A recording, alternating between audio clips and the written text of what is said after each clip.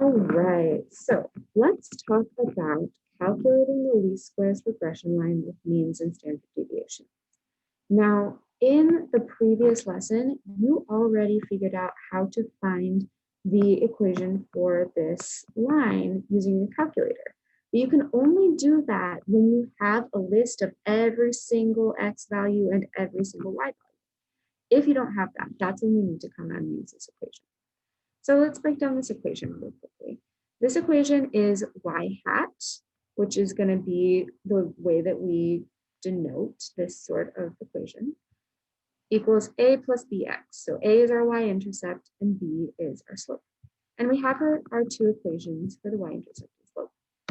And here's a key of what they all mean. So y bar, remember that is the mean of y, minus b. So we actually do need to calculate b first in order to find a, times the mean of x. So that's how we find our y-intercept. The first thing we're going to do actually though is find our slope. So b is r, so that's our correlation coefficient, times the standard deviation of y divided by the standard deviation of x. We're going to use these equations a lot, so remember to write these down so that you have them.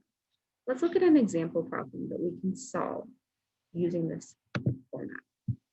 Okay, so here's a Khan Academy example. It's giving us a story about a stonemason who wants to look at the relationship between the density of stone she cuts and the depth to which her water jet cuts them. So she's actually cutting stones with water.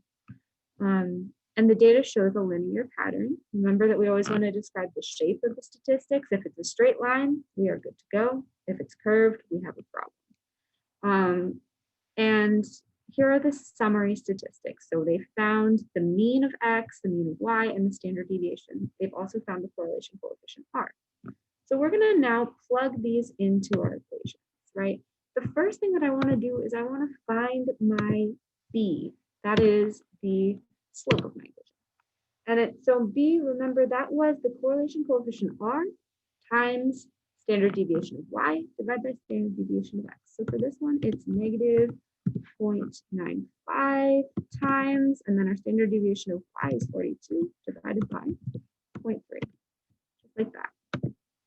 And when I put that in my calculator, the number that I got was negative 133.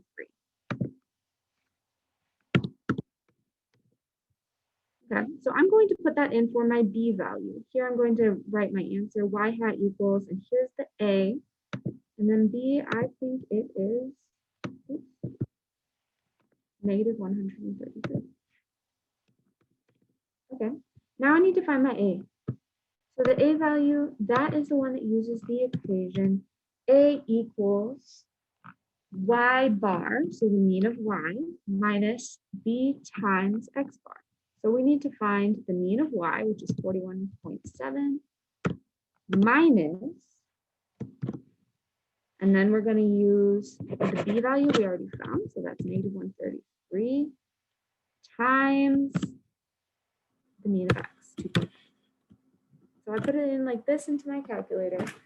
And when I did that, the number that I got was 374.2. I'm going to put that in as my answer for A. And we'll see if I got this correct. I actually haven't checked, so a little bit nervous. But this is the way we can do this. And I got it correct.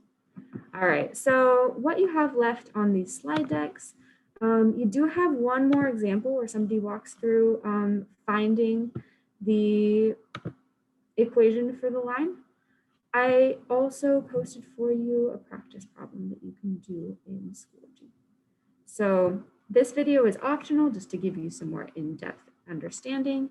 What is required is that you go and do the practice problems in Schoology. Bye guys.